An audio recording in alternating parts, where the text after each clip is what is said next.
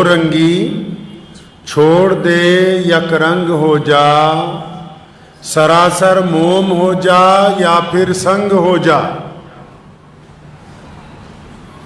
اللہ کے پیارے نبی حضرت محمد رسول اللہ صلی اللہ تعالی علیہ وسلم نے کائنات کے سامنے جو پیغام دیا ہے اس کا لب و لباب یہی ہے کہ دو رنگی چھوڑ دے یک رنگ ہو جا، مطلب کہ جو اندر ہے آپ کے وہی باہر ہونا چاہیے، اور جیسے آپ باہر سے نظر آتے ہیں ایسے ہی اندر سے ہونے چاہیے، تاکہ دو رنگوں کی چیز جو ہے جو اندر سے خراب ہو باہر سے اچھی ہو، باہر سے خراب ہو اندر سے اچھی ہو، اس کو لوگ اچھا نہیں سمجھتے ہیں۔ قرآن پاک میں بھی اللہ تبارک و تعالیٰ نے اس کا ذکر فرمایا۔ اکثر آپ لوگ جمعے کے خطبے میں بھی اس آیت کو سنتے ہیں، وَقُولُوا قَوْلًا سَدِيدًا۔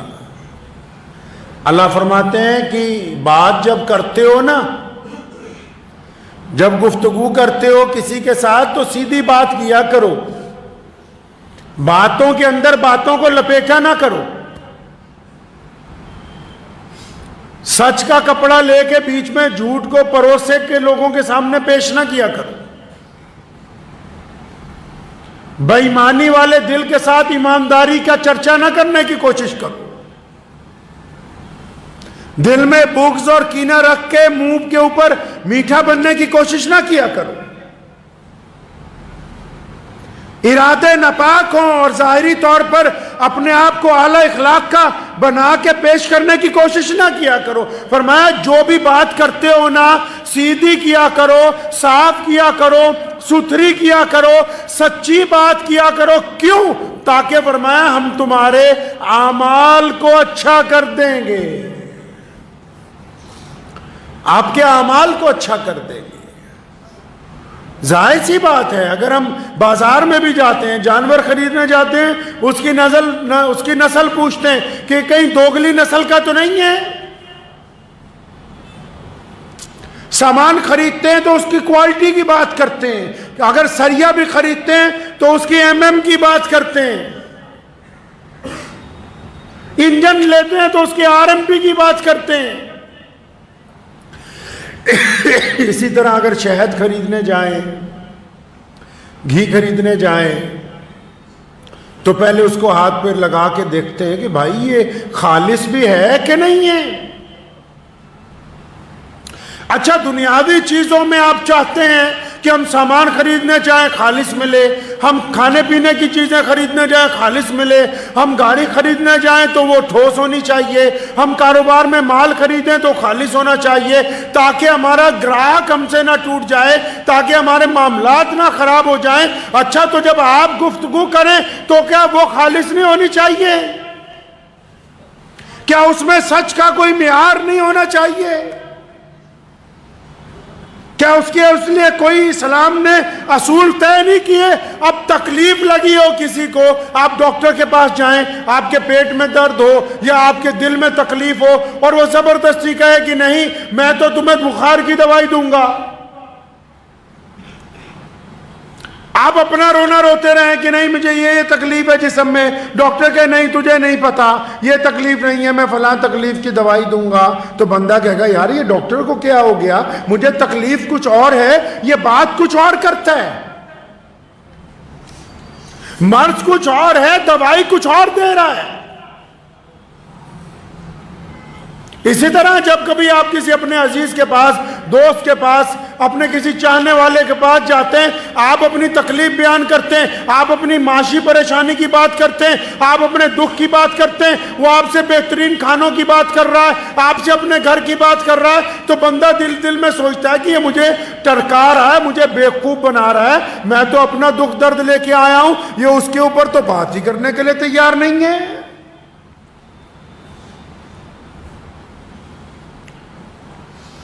قرآن پاک نے تبھی تو کہا کہ سیدھی بات کرو، اور صرف مسلمانوں کو ہی نہیں کہا، مسلمانوں کے ٹھیکیداروں کو بھی کہا، چودھریوں کو بھی کہا، مولویوں کو بھی کہا، امیر جو بنے ہوئے ہیں ان کو بھی کہا، یہ کیسے ہو سکتا ہے کہ ایک قوم کے بچے روزانہ شہید ہو رہے ہوں اور تم جمعے کی نماز میں بیٹھ کے نماز کے فضائل بیان کر رہے ہو؟ یہ کیسے ممکن ہے؟ کیسے ہو سکتا ہے یہ کہ قبلہ اول کو اپنی آزادی کا خطرہ منڈلا رہا ہو،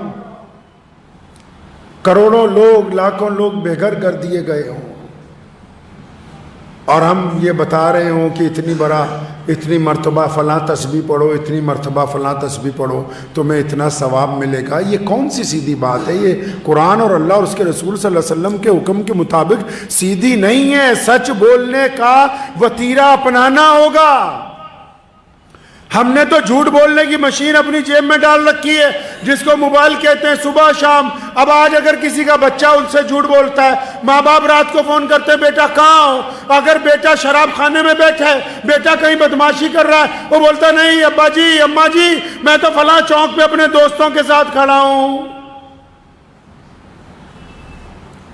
پھر آپس میں میاں بیوی بات کرتے ہیں کہ یہ تو جھوٹ بول رہا ہے ہم سے، فلاں رشتہ دار کا فون آیا تھا، یہ تو فلاں چوک میں کھڑا، فلاں چوک میں ہے ہی نہیں، یہ تو فلاں جگہ فلاں لوگوں کے ساتھ بیٹھا بدماشی کر رہا ہے، یہ ہم سے جھوٹ بول رہا ہے۔ پھر باپ بیوی اپنی بیوی کو کہتا ہے، شوہر، کہ ہم نے تو اس کو ایسا سمجھایا نہیں، تم تو دروازے پہ کوئی آتا تھا کہتے تھے بیٹا جاؤ، کہہ دو گھر پہ ابا نہیں ہے، تم تو فون اٹھا کے اپنے بچوں کو روز تربیت دیتے تھے، جھوٹ بول دو کہ ابھی فون یہاں گھر پہ بھول گئے، بات نہیں ہو سکتی۔ قرضدار تمہارے دروازے پر آتے تھے، تم اپنے بچے کو تربیت دیتے تھے کہ ان کو شک نہیں ہونا چاہیے کہ تمہارا باپ گھر پہ ہے، باہر سے ہی ان کو کسی نہ کسی طرح رخصت کر دو۔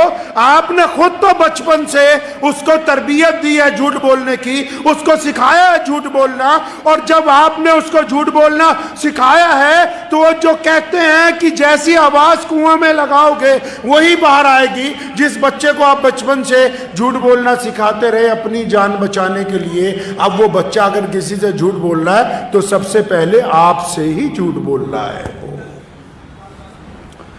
وہ آپ سے ہی غلط بیانی کر رہا ہے۔ اس کو کسی نے نہیں سکھایا، اس کو آپ نے خود سمجھایا تھا۔ اب جیسا بویا ہے ویسا کاٹ رہے ہیں، جیسا بیجا ہے ویسا کاٹ رہے ہیں۔ نبی علیہ الصلوۃ والسلام نے کیا فرمایا؟ فرمایا میرے بیٹے ابو ذر 6 نصیحتیں فرمائی، لیکن درمیان میں کیا فرمایا؟ فرمایا ہر حالت میں سچ بولنا، بیٹا سچ سے کبھی انکار مت کرنا۔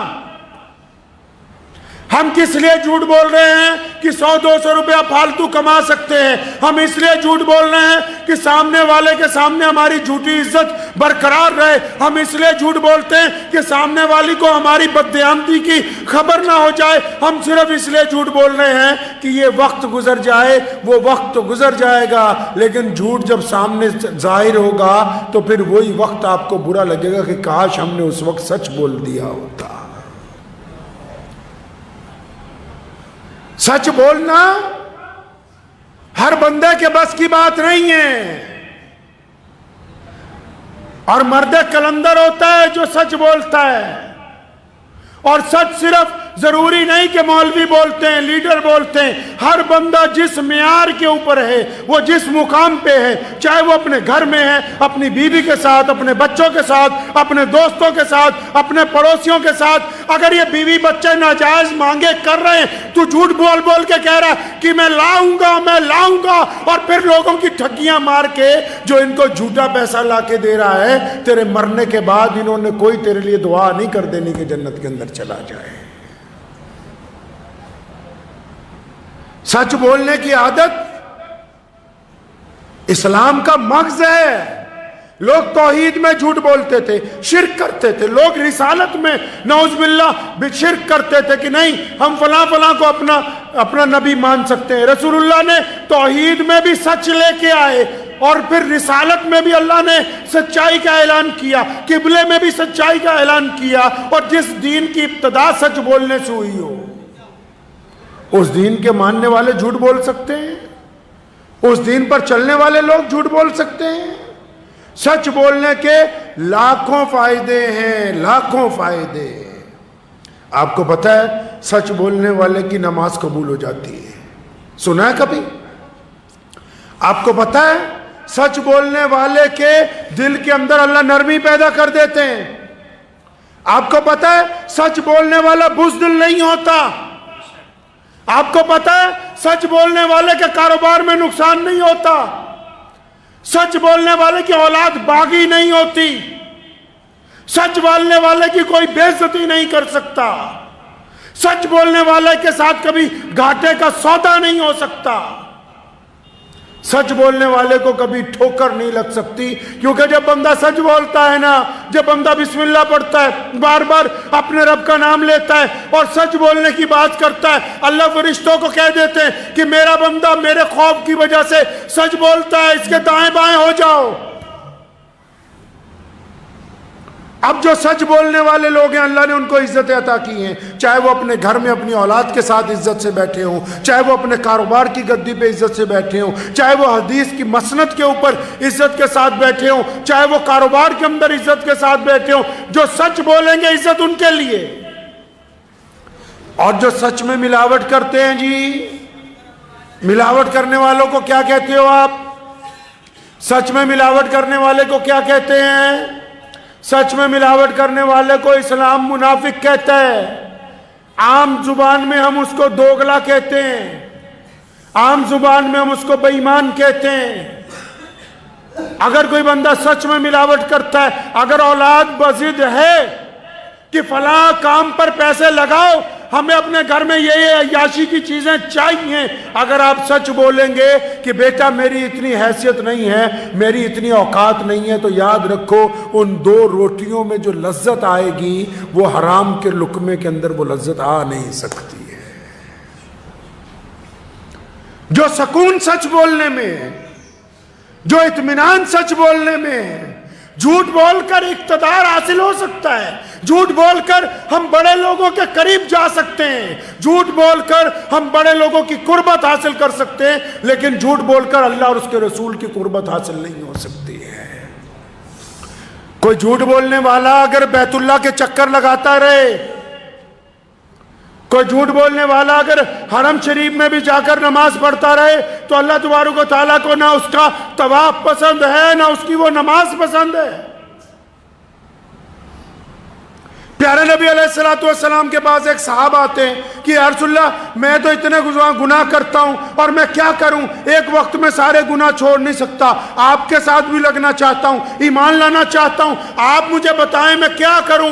فرمایا ان گناہوں میں زنا بھی ہے، چوری بھی ہے، عیاشی بھی ہے، بدماشی بھی ہے، قربان جاؤں رسول اللہ پہ۔ فرمایا پہلے وعدہ کرنا کہ آج کے بعد جب بھی بولے گا سچ بولے گا، جھوٹ نہیں بولے گا تو آج کے بعد۔ آپ کیا سمجھتے ہیں کہ سچ بولنا معمولی بات ہے؟ سچ آپ کو کامیابی کے راستے پر لے کے جاتا ہے۔ ہو سکتا ہے کہ کچھ وقت کے لیے آپ رک جائیں کہیں پر، ہو سکتا ہے سچ بولنے کی وجہ سے آپ کو تھوڑی بہت پریشانی آ جائے، لیکن عزتیں سچ کے ساتھ ہیں، کیونکہ یہ دنیا چند روزہ ہے۔ اللہ تبارک و تعالیٰ کو سچ بولنے والے ہی لوگ پسند ہیں۔ اور سچ بولنے کے بھی 2 طریقے ہیں، سن لیں۔ سچ بولنے کے 2 طریقے ہیں۔ ایک وہ سچ جو علی الاعلان بولا جاتا ہے، جو قوموں کے لیے ہوتا ہے، جو ملکوں کے لیے ہوتا ہے، جو سماج کے لیے ہوتا ہے، جو معاشرے کے لیے ہوتا ہے۔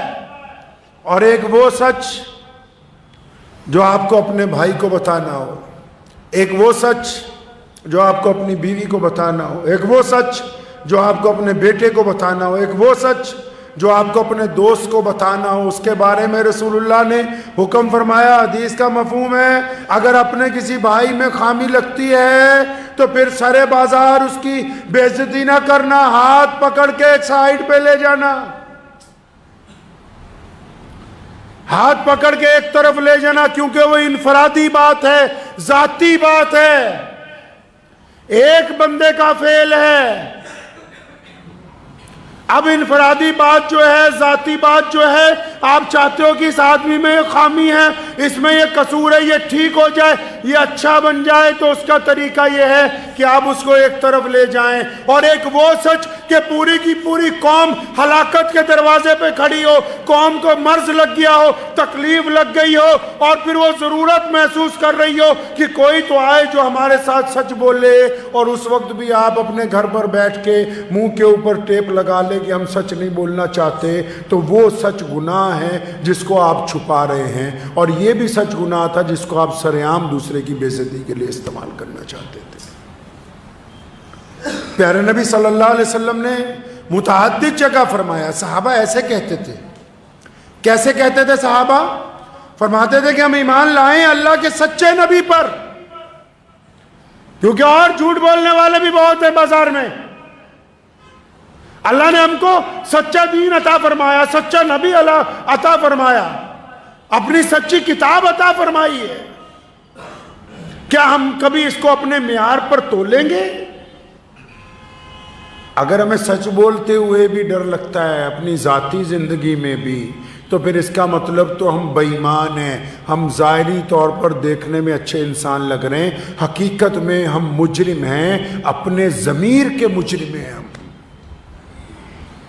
گناہوں کا بوجھ اٹھا کے تو تھوڑا سا چلا جا سکتا ہے، کیونکہ توبہ کا دروازہ کھلا ہے۔ گناہوں کا بوجھ اٹھا کے چند قدم چل کے مسجد تک جا سکتے ہیں، کیونکہ توبہ کا دروازہ کھلا ہے۔ مصلی تک کھڑے ہو سکتے ہیں، کیونکہ توبہ کا دروازہ کھلا ہے۔ اپنے رب کے آگے ہاتھ پھیلا سکتے ہیں، کیونکہ توبہ کا دروازہ کھلا ہے۔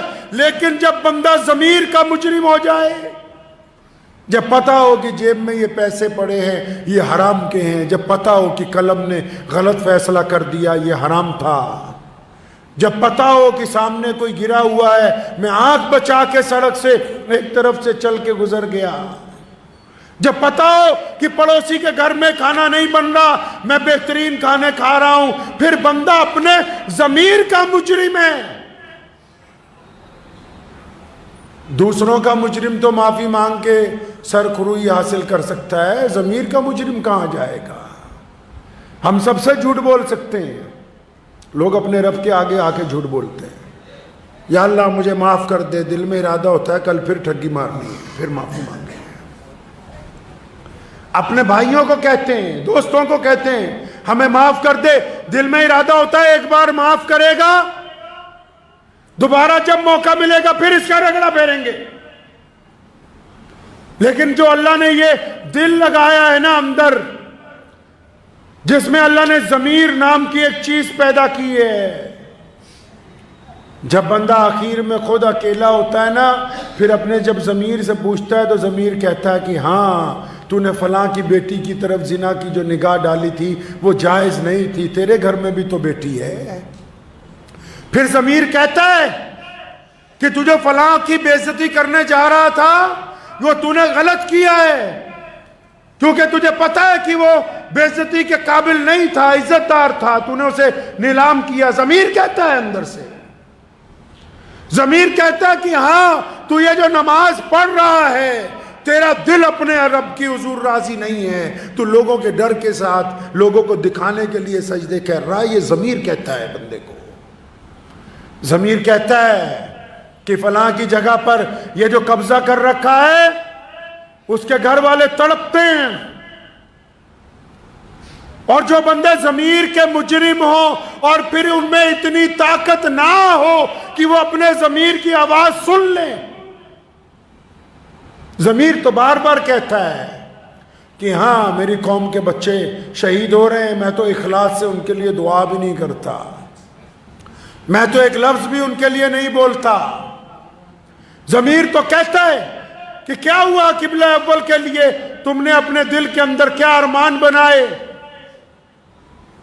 تو ہم تو کہتے ہیں کہ نہیں ہم تو لازر ہیں، بہت ہی کمزور ہیں۔ ضمیر ہمیں جھنجھوڑتا ہے، اور جب ضمیر کسی کو جھنجھوڑتا ہے اور جب آپ کو ضمیر آپ کو یہ کہے کہ تو گنہگار ہے، ضمیر جب یہ کہے کہ تو نے دوسرے کی بے عزتی غلط کی ہے، ضمیر جب آپ کو یہ کہے کہ تو نے دوسرے کی بیٹی کے اوپر غلط نگاہ ڈالی، ضمیر جب آپ کو یہ کہے کہ تو نے اپنے پڑوسی کی مدد نہیں کی طاقت ہونے کے باوجود، تو پھر خدا کی قسم فوری طور پہ اپنے رب کے آگے جھک جائیے، فوری طور پر اپنے رب سے معافی مانگ لیجئے۔ جو پھر ضمیر کی آواز بھی نہیں سنتے، وہ پھر چلتی پھرتی لاشیں ہیں، ان کا ضمیر نہیں ہے، تو پھر جسم میں بھی سمجھیے کوئی تاثیر باقی نہیں ہے۔ اس لیے سچ بولنے کی عادت ڈالیں، کریں گے انشاءاللہ۔ سچ کون سا؟ جو طریقے کا سچ ہو، بے ایمانی کا نہیں۔ کاروباری جب سچ بولتے ہیں نا، جو اعلیٰ ترین کاروباری ہوتے ہیں ایماندار، وہ کہتے ہیں 10 روپے کی لائے ہیں میاں صاحب 15 کی دیں گے، اور جو بے ایمان ہوتے ہیں وہ کہتے ہیں جناب 25 کی لائے ہیں 30 کی آپ کو دے رہے ہیں، مال تیرا ہے، چیز تیری ہے۔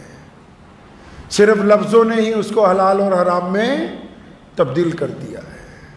سچ بولنے کی عادت ڈالیے، اپنے بیوی بچوں کو سچ بتائیے کہ ہمارے پاس جتنے پیسے ہیں اللہ نے ہمیں عزت دی، ہم ان میں گزارا کر رہے ہیں۔ جھوٹ بول کے ایڑیاں مت اٹھا کے اپنے گلے میں پھندا ڈالیے۔ لوگ شادیاں اتنی مہنگی مہنگی کرتے ہیں، کیوں؟ ارے جھوٹ بولنا ہے لوگوں کے سامنے، سماج کے سامنے جھوٹ بولنا ہے۔ بھیا ہمارے پاس تو پیسہ بہت ہے، ہم تو گاڑی دیں گے، ہم موٹر سائیکل دیں گے، ہم بہترین کپڑے دیں گے اعلیٰ ترین ہوٹل میں، اور جو قرضہ چڑھ گیا سچ بول کے جھوٹ بول کے، وہ پھندا پڑ گیا گلے کے اندر۔ اور اگر سچ بولا ہوتا کہ بھائی ہم تو اسی قابل ہیں کہ چند ٹکڑوں کے اندر آپ کی تواضع کر سکتے ہیں، تو اس سچ میں جو لذت ہوتی نا، تو آپ کے بستر پر رات کو آنے والی نیند میں سکون ہوتا۔ صبح جب آپ اٹھتے تو بے فکری ہوتی، لیکن کیونکہ زندگی کو جھوٹ بنا لیا، جو ہم نہیں ہیں وہ ہم دوسروں کو بتانا چاہتے ہیں۔ ہم جو نہیں ہیں نا، ہم چاہتے ہیں دوسروں کو کہ وہ بتائیں کہ جی ہم تو فلاں ہیں، جبکہ ہم وہ نہیں ہیں۔ اور اگر ہم وہی بتائیں جو ہیں، اللہ نے جیسا ہمیں بنایا ہے، اللہ کو اس کے لیے ہمیں شکر ادا کرنا چاہیے۔ تو اپنے معاملات میں بھی، ذاتی معاملات میں بھی سچ بولنے کی عادت کو اپنا لیجئے۔ دوسروں کو، میرے والد صاحب شیخ اسلام مولانا حبیب الرحمن لدھیانوی رحمۃ اللہ علیہ، انہوں نے ہماری ہر جگہ تربیت فرمائی۔ اکثر ایک بات بار بار ہمیں کہا کرتے تھے پنجابی چ، کہندے یار دوسریاں دے جوان ماں پیو دیکھ کے اپنے بڈھے نہ مار لے ہو کتے۔ مطلب تم یہ دیکھ کے کہ دوسروں کے پاس دولت بہت ہے تو میں نے بھی فائنانس پہ اتنی چیزیں لینی ہے، اپنے بڈھے نہ مار لو۔ اللہ نے جو تمہیں ماں باپ دیے ہیں وہی تمہارے لیے سب سے اعلیٰ ہیں۔ اللہ نے جس گھر میں تمہیں پیدا کیا تمہارے لیے وہی بہتر ہے۔ اللہ نے جس مقام پر آپ کو رکھا آپ کے لیے وہی بہتر ہے۔ پہلے اس کا شکر تو اللہ تبارک و تعالیٰ کی حضور ادا کرو۔ جھوٹ بول کے زندگی گزارنے میں لطف رہی ہیں، سچ کی روٹی میں جو مزہ ہے وہ جھوٹ کے سالن کے اندر آ نہیں سکتا ہے۔ دعا کیجئے اللہ اس پہ عمل کی توفیق عطا فرمائے۔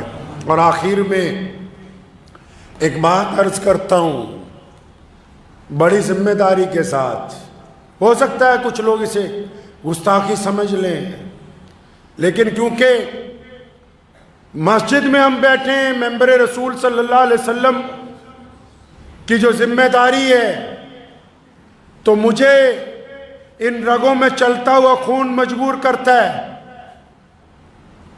کیونکہ خواہ ہماری زندگی جیسی مرضی ہو، لیکن ان رگوں میں جو خون چل رہا ہے نا، میرے والد مولانا حبیب الرحمن ثانی لدھیانوی رحمۃ اللہ علیہ اور ان کے جد امجد حضرت مولانا شاہ عبد القادر لدھیانوی رحمۃ اللہ علیہ، اور پھر ان کے جد امجد حضرت عمر ثانی عمر بن عبد العزیز رحمۃ اللہ علیہ، اور پھر ان کے جد امجد حضرت عبداللہ ابن عمر رضی اللہ تعالیٰ عنہ، ہمیں یہ خون مجبور کرتا ہے کہ میں آج یہ بات کہہ دوں۔ امام حرم جناب امام عبدالرحمن بن سدیس سے کہ حرم کی مجاوری سے بہتر ہے حرم کی امامت اور خطابت. اگر یہ خطابت بادشاہ وقت کو فلسطین کے مسلمانوں کے بہتے ہوئے خون کا احساس نہیں دلا سکتی تو پھر اس امامت کا کوئی فائدہ نہیں. نعرہ تکبیر، نعرہ تکبیر، ختم نبوت، ختم نبوت، نعرہ تکبیر. ہے عمر رضی اللہ تعالیٰ عنہ ہمارے جد امجد ہیں، جب خلیفہ بنے ممبر پر کھڑے ہوئے، فرمایا اگر مجھ سے کوئی غلط بات ہو جائے تو کیا کرو گے؟ تو سامنے سے ایک بدو مسلمان کھڑا ہوا، فرمایا عمر اگر اللہ اور اس کے رسول کے راستے کو چھوڑو گے تو ہمارے اور تمہارے درمیان یہ شمشیر فیصلہ کرے گی. ہمارے قائد جو ہیں بھارت میں حضرت مولانا سجاد نعمانی صاحب مدذل اللہ ان کو صحت اور لمبی عمر تھے، ان کا خط سوشل میڈیا پر میں نے پڑھا، اس گنہگار کا نام بھی اس میں موجود تھا. انہوں نے لکھا ہے کہ عرب کے جو حکمران ہیں ان کو غیرت دلوائی جائے تو حضرت سے بڑے ادب سے گزارش کرنا چاہتا ہوں، حکمرانوں سے تو ہمارا کوئی واسطہ نہیں ہے، ان سے تو ہمارا کوئی واسطہ نہیں ہے، لیکن امام حرمین شریفین کو بڑے ادب کے ساتھ یہ کہنا چاہتا ہوں کہ حضرت یہ وقت کے حکمرانوں کو اگر مسجد نبوی کے ممبر سے اور اگر خانہ کعبہ کے ممبر سے یہ اعلان نہ ہوا کہ آؤ ان فلسطین کے مسلمانوں کی مدد کرو تو پھر اسی امامت کا اللہ اور اس کے رسول کے نزدیک کوئی فائدہ ہونے والا نہیں ہے. ہماری پہنچ آپ تک ہے، آپ پوری دنیا کے مسلمانوں کے اس مسلح پر کھڑیں، اس جانماز پر کھڑے ہیں آپ جس کی طرف منہ کر کے ساری دنیا کے لوگ نماز پڑھتے ہیں، آپ اس مسلح کے اوپر کھڑے ہیں. تو آپ سے گزارش ہے کہ حرم کی مجاوری سے بہتر ہے قرآن پاک نے. آپ ہمارے سب سے بڑے عالم ہیں، میں آپ کو کیا قرآن پاک کی تفسیر سمجھا سکتا ہوں، لیکن اللہ نے قرآن پاک میں دو ٹوک فرمایا کہ فرمایا ان لوگوں کو ان کے برابر سمجھتے ہو جو حرم کی مجاوری کرتے ہیں اور وہ جو دوسرے اللہ تبارک و تعالیٰ کے راستے کے اندر کھڑے ہیں. یہ برابر نہیں ہو سکتے، یہ برابر نہیں ہو سکتے. جو مقام اللہ کے راستے میں جن لوگوں کا ہے وہ حرم کے مجاوروں کا نہیں ہو سکتا ہے. تو آپ سے درخواست ہے، پتہ نہیں یہ میری گفتگو حضرت امام حرمین شریفین تک پہنچے گی یا نہیں پہنچے گی، لیکن اگر پہنچے گی تو میں ان سے گزارش کروں گا کہ وقت کے حکمرانوں کو للہ آپ اپنی منصب امامت کے ذریعے یہ احساس دلوائیے کہ فلسطین کے مسلمان اہل عرب کی سب سے زیادہ دعاؤں کے ساتھ کے ان کی ہمدردی کے اور ان کی موجودگی کے مستحق ہیں. وآخر دعوانا ان الحمدللہ رب العالمین.